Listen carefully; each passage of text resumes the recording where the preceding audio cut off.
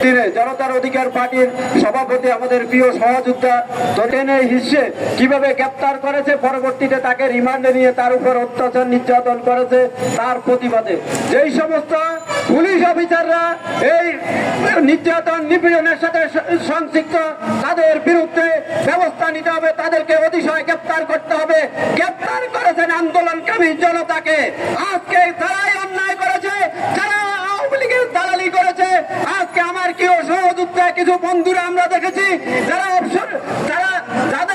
যাদেরকে অপসারণ করেছে, যাদেরকে মানে বরখাস্ত করেছে।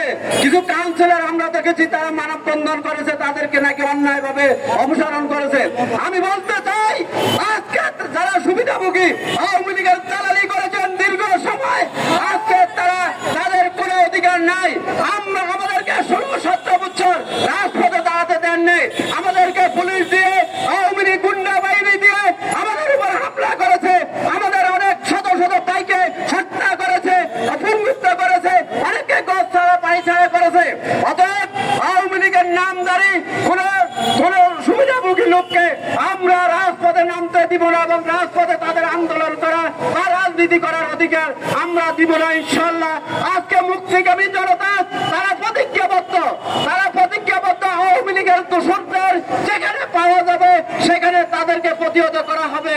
আজকে আওয়ামী লীগের কিছু দোষর বিএনপি সহ বিভিন্ন সমমনা রাজনৈতিক দলের কাঁধে বহর করে তারা দখলবাজি করছে, চাঁদাবাজি করছে এবং মানুষের উপর অত্যাচার নির্যাতন করছে।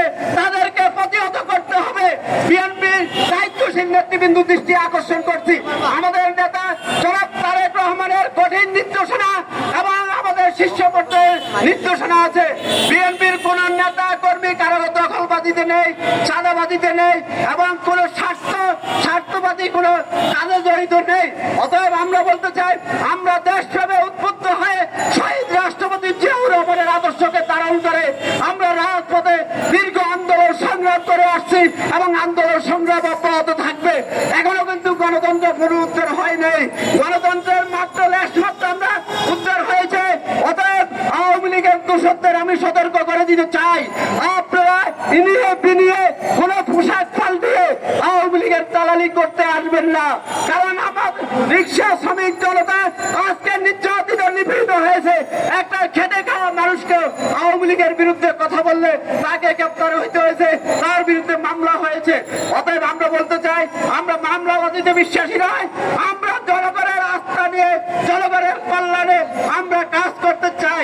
বিএনপি দীর্ঘ 17-18 বছর নির্যাতন নিপীড়ন উপেক্ষা করে আজকে যখন 5ই আগস্ট গণ অভ্যুত্থান হয়েছে, দ্বিতীয় স্বাধীনতা বিজয় অর্জিত হয়েছে, ঠিক সেই মুহূর্তে এক ধরনের সুবিধাভোগী এবং অনুপ্রবেশকারীরা বিএনপিকে বিতর্কিত করার জন্য বিএনপির গায়ে বহর করে তারা চাঁদাবাজি, লুটপাট এবং বিভিন্ন অপকর্মে জড়িত। তাদের কাছ থেকে আপনাদেরকে সতর্ক থাকতে হবে। আওয়ামী লীগের নামধারী এই কাউন্সিলররা মানববন্ধন করেছে, তারা কি ভোটে নির্বাচিত হয়েছে? তারা